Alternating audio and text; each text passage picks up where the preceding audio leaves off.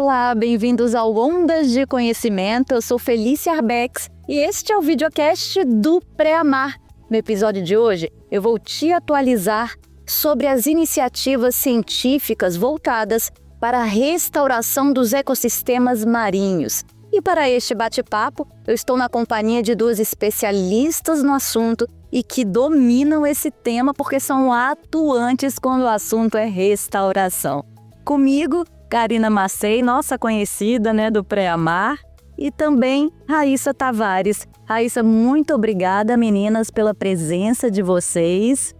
Bem, começar então falando a respeito da restauração dos mangues, que é a área que você atua, Raíssa? Voltado para o seu projeto de doutorado da UFPB. Explica pra gente como é que funciona. Essa restauração ela é feita ali em Cabedelo, próximo ao rio. Conta pra gente. Isso.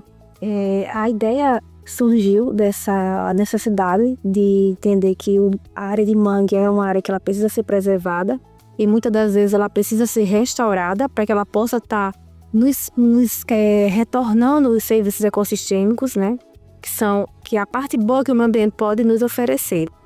Então, essa necessidade, ela surgiu de visualização mesmo. Me veio que necessitava de uma técnica que a gente pudesse utilizar para estar aplicando nesse tipo de ecossistema.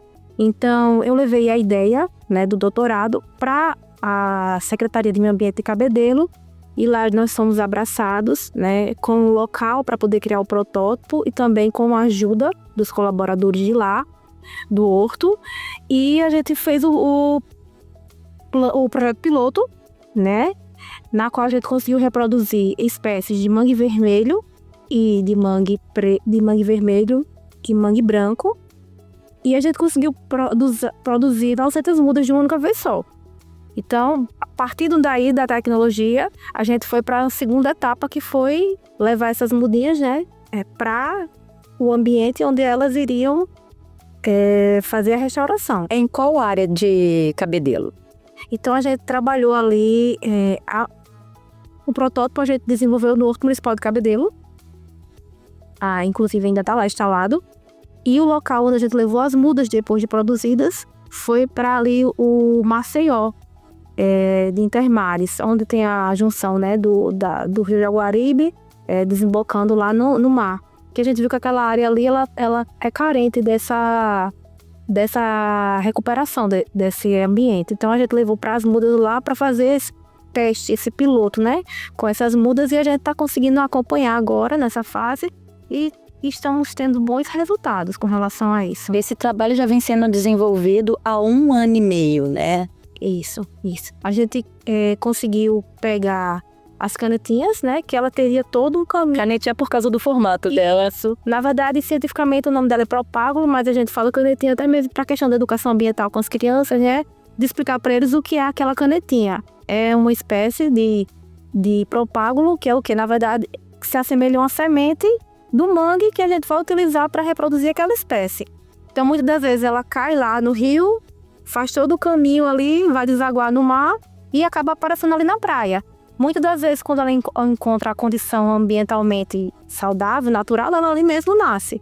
Mas muitas das vezes precisamos manipular o meio, ou então levar mudas já maiores para que elas consigam se adaptar. Porque muitas das vezes, só com a canetinha lá, ela não vai conseguir se desenvolver, germinar, Então a gente fez esse trabalho de já levar as mudas prontas para ser colocadas nessas áreas que realmente precisa da restauração. E qual a importância delas, desse trabalho com as mudas, de levar para o local, esperar todo esse tempo, Qual é o tempo geralmente que leva, até realmente acontecer o efeito de restaurar, Então é um trabalho muito demorado. Eu já até conversei com Karina, é coisa de 10 anos para ela conseguir chegar a um tamanho aceitável, um tamanho bom, num porte bom. Então, é um trabalho que leva anos. Então, é tão importante a gente preservar as que já tem, porque daqui que aquela planta ela vai estar disponível para servir para nos oferecer todos aqueles serviços ecossistêmicos, vai demorar muito. O mangue ele é um berçário natural, então vai ter várias espécies que elas vão estar indo para aquela região para fazer a desova, para reprodução mesmo, para ter seus bebezinhos, né, naquela área lá. Então, o mar, ele vai estar conectado com o mangue exatamente por essa linha aí. O mar entrando no rio e o rio entrando no mar. Do rio para o mar, vamos falar então sobre a preservação dos corais, Karina. Aí é com você, né? Eu acho, colocando assim, né, do rio para o mar, a necessidade de falar um pouco do que não está a olhos vistos. Então, nós temos essa questão que você trabalhar com uma área que ela está coberta de água, é um desafio, porque além de não conhecer, você acaba não preservando.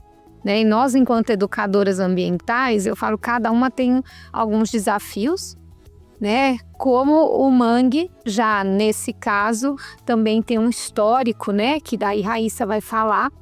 Mas a parte daí dos corais, eu acho que ela ainda está tendo que ser compreendida enquanto ambiente, porque muita gente ainda acha que é pedra, né? E esse ser geobiológico É um ser vivo. é um ser vivo e que, na verdade, a base dele, por isso que nós chamamos recifes de corais, recifes, né, de algas, ambientes coralíneos, porque o coral, ele tem um valor ali inexplorável, né? Então, ele é a base para sustentar diversas formas de vida.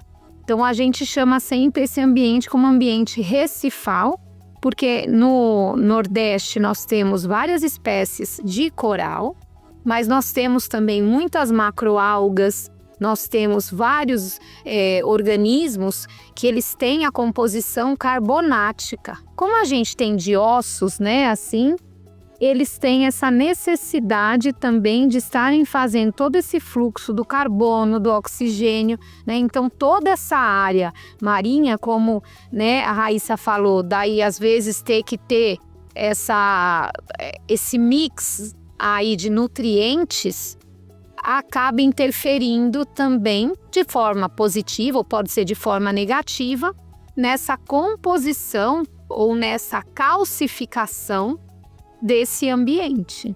Então, lógico, eu sou apaixonada, né? Mas botando o pé no chão, que a gente precisa gostar para fazer isso, a gente também tem que entender que ainda há muito que se sensibilizar as pessoas, explicar como aqui nesse momento, porque muitas pessoas olham esse ambiente como um dia a dia e não sabe nem sequer o que tem ali.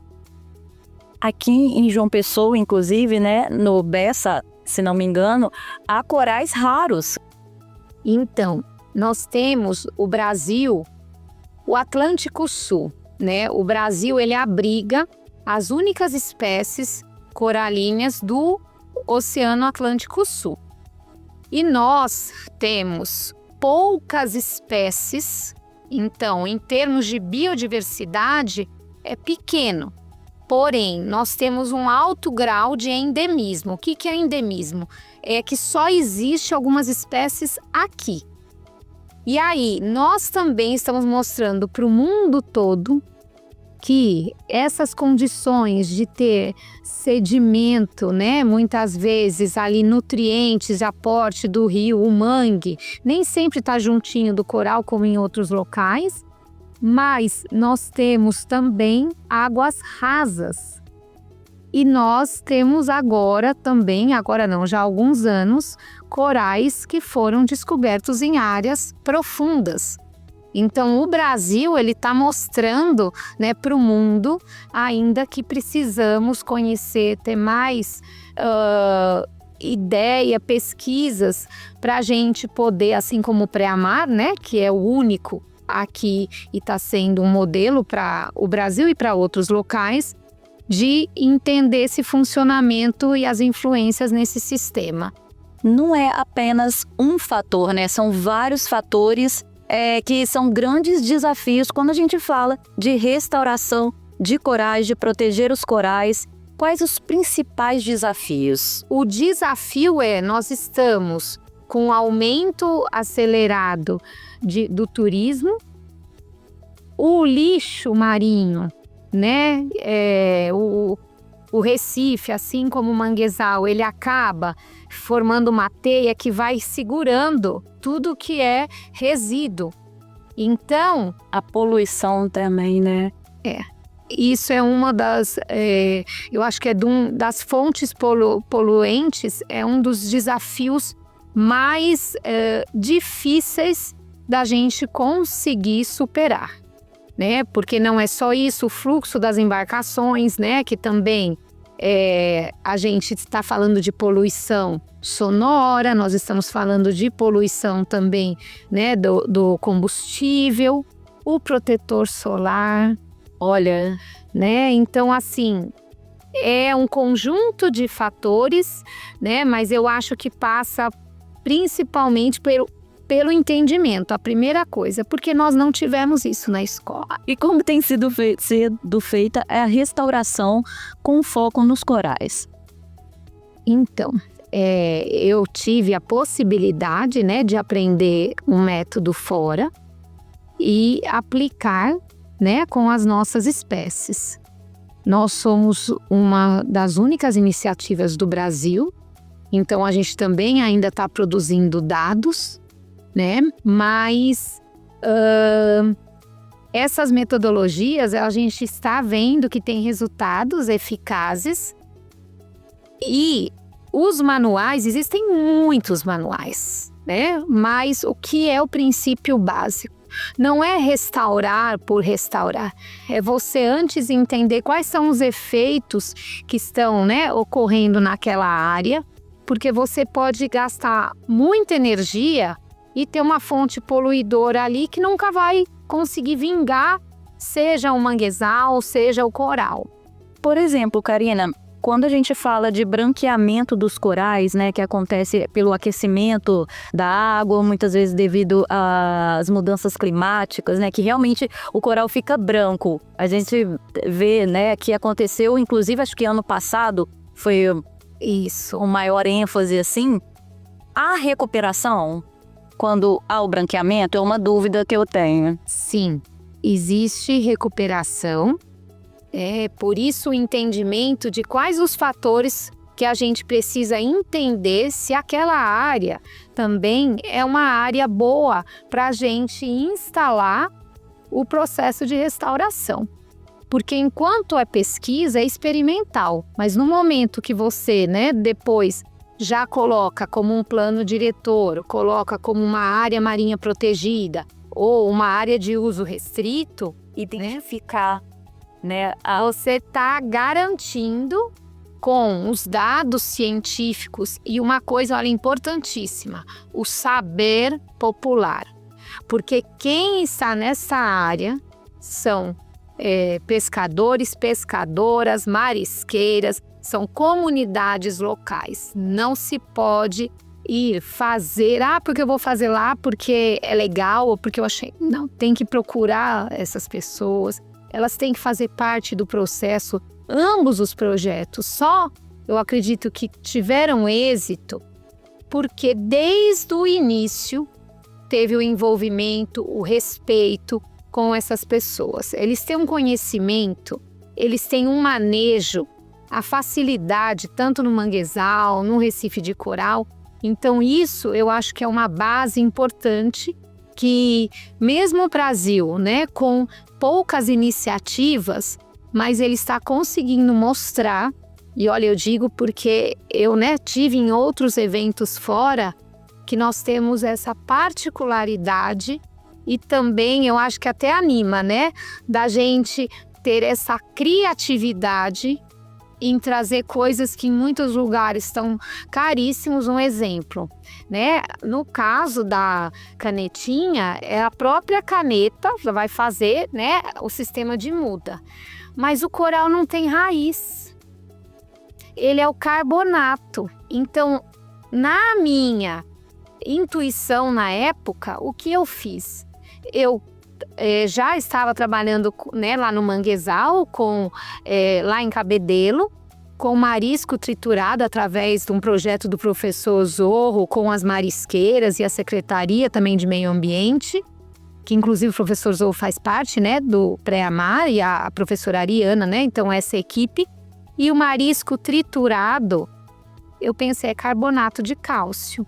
Então fiz essa argamassa para o coral poder assentar, se fixar e moldei. Gente, que tudo. Né? E assim, a outra iniciativa no Brasil também foi com uma espécie invasora, né? Que foi o senhor Zé Pescador, né? Nós temos daí, lógico, a inovação tecnológica é importantíssima, mas até que ponto a gente consegue estar com este ambiente, com essas pessoas também? Na COP30 que você esteve, né, representando o Pré-Amar também, se falou muito sobre restauração dos corais, né? Tá bem em alta essa temática. E aí a gente entra também com os recifes artificiais. Explica pra gente que quando coloca esse nome artificial, muita gente já fica meio assim. Eu acho que é como também a Raíssa estava falando, né? O que é o termo in situ e ex situ. E por que é importante as pessoas entenderem, né? A gente chama in situ quando é no local, né? Mas e ex situ se eu for levar as mudas para, no caso, né? Vou crescer em outro local, como se faz com as várias plantas, né? Tem um tipo de corte, tem uma época, né? Então, quando a gente está oportunizando daí também de tratar os fragmentos dos corais, que é um método que a gente chama corais de oportunidade, são aqueles que estão soltos no ambiente. Os métodos são muito similares, mas tem essa particularidade que a gente, explicou. Os corais não têm essa raiz, tem esse carbonato que está, eu falo, intrinsecamente ligado às mudanças climáticas, porque a gente está vendo, né? Agora a gente ainda não tem dados do passado, né, pretéritos, mas a acidificação do oceano, ela mostra que vários animais que usam esse carbono, esse carbonato, não estão tendo a concha já redondinha, está começando a ter problemas. Então, aonde entra os recifes artificiais? Aonde entra muitas vezes essas tecnologias sociais? É uma forma de você garantir que você vai dar mais oportunidade para que esse sistema possa daí evoluir. Então, os nossos recifes artificiais, eu falo os nossos, né, que a gente defende isso, por quê? Porque isso era uma demanda dos pescadores há anos, né? Nós sabemos muitas vezes que eles levam e fazem os seus pesqueiros irregularmente ou com muito receio e tal. E você, no momento que entende a necessidade de uma larvinha de peixe, de um crustáceo, de uma lagosta, né? Como é que ela precisa tal polvo, né, para poder assentar, para poder crescer? E é isso que o Pré-Amar tem feito, que esse é o diferencial, né? Os recifes artificiais, eles estão aqui sendo estudados para ser o mais similar com os nossos recifes biogênicos. Para ser exatamente a casa de espécies, né? Simular mesmo um coral. Isso, um ambiente recifal, né? Mas aí a importância dos pescadores, tanto para o manguezal quanto para esses recifes artificiais. Eles sabem quais espécies estão lá. Eles sabem, ali é juvenil, a época que passa, né? As fêmeas ali estão ovadas. Então, essa necessidade de estar integrados na restauração é o que vai fazer e o que vai garantir um sucesso. Até dizendo mesmo numa frase que eu li assim, que, né, o homem, quando ele entender que aquela árvore que ele está plantando não vai ser para ele, né? Ele entendeu a razão de estar aqui nesse planeta azul, sabe? Eu vejo muito isso, é verdade, não vou me emocionar não. Ultimamente escutamos muito falar sobre o carbono azul. E o que é o carbono azul, gente?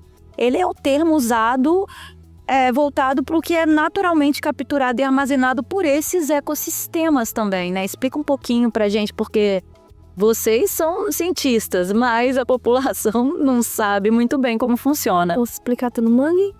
Então, vou começar aqui falando do manguezal, e a Karine explica a questão dos corais. Então, o carbono azul vai ser exatamente aquele CO2, né, que está na atmosfera. As espécies de manguezal, ela vai absorver, né, e vai estar estocando tanto na composição da planta quanto do solo. Então, quando a gente preserva, quando a gente não degrada essa área, vai continuar aquele CO2 estocado.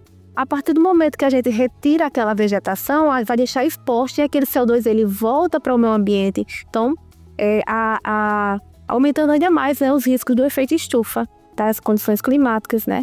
Então, é bem importante que essa vegetação ela seja conservada e sempre que houver esses ambientes, que aconteçam mais plantios para estar conservando esse CO2 no solo e não liberando ele. Que é importantíssimo para lidar com as mudanças climáticas, né? Exato.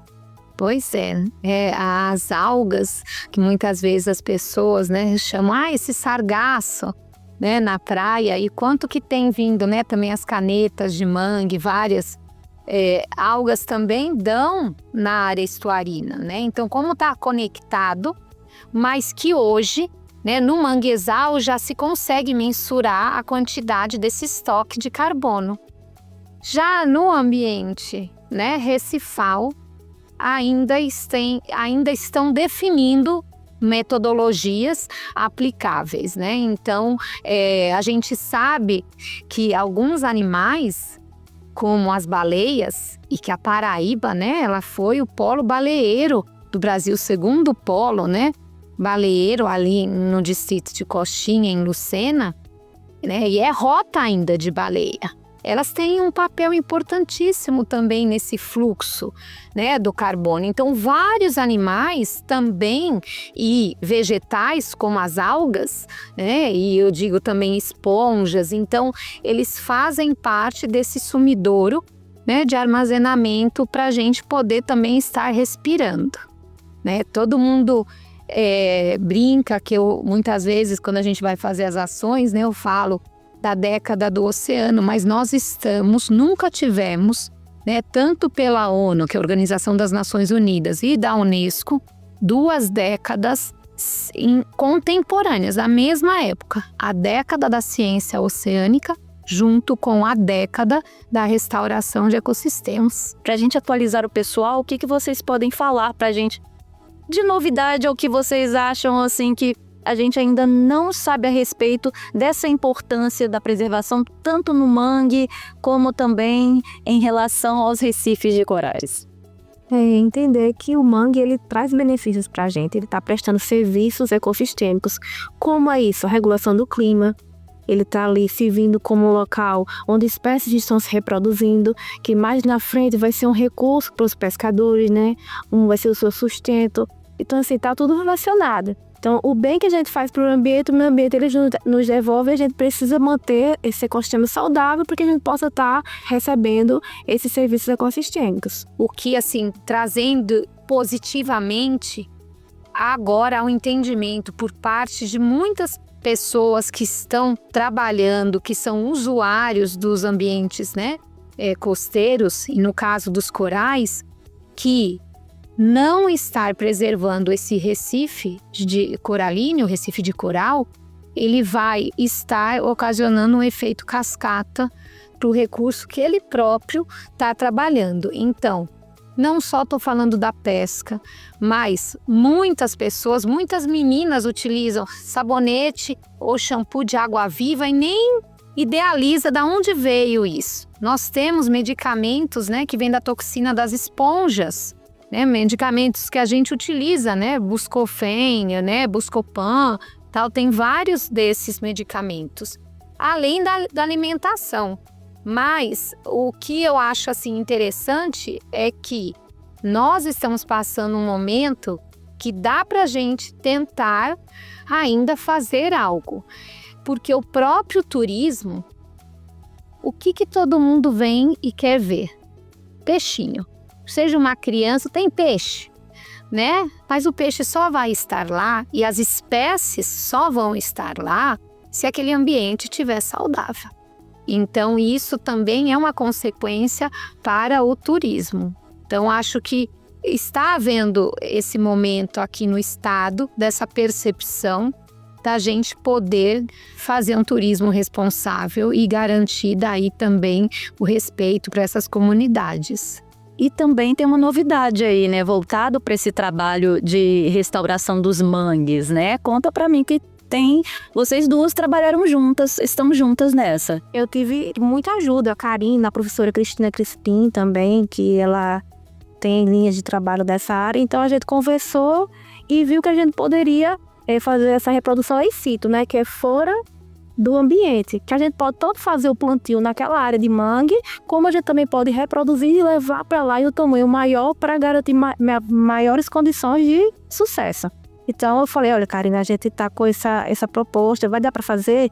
Tanto deu certo que a gente entrou com o pedido da patente do berçário.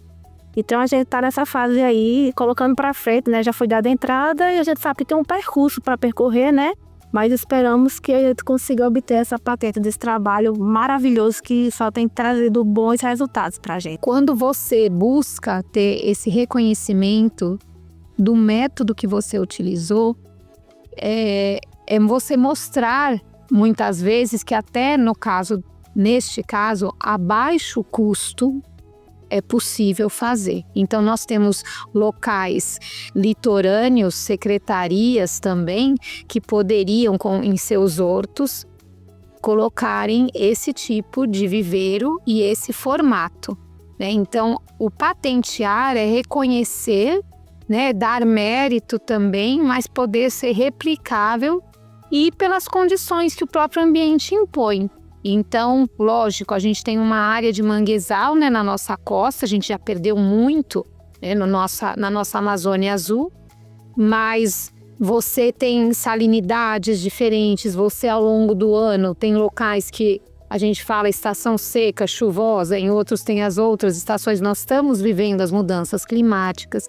Então, a Raíssa, com esse trabalho, ela passa a ser uma referência reconhecida, não só no meio acadêmico, mas também em outras frentes. Te abre uma série de frentes, porque a gente sabe que hoje, 80% da população vive na área litorânea. Então, você tem construtores e tal. Então, essas compensações ambientais, tudo você saber que já existe um formato, vai facilitar muito. Agradeço demais pelas informações. Ficamos por aqui com mais um Ondas de Conhecimento, videocast do Pré-Amar. Acompanhe a gente nas redes sociais, no Instagram, no YouTube e também na Extrema Oriental, para ficar por dentro de todo o trabalho do Pré-Amar de monitoramento e mapeamento da zona costeira da Paraíba. Aguardo você no próximo episódio.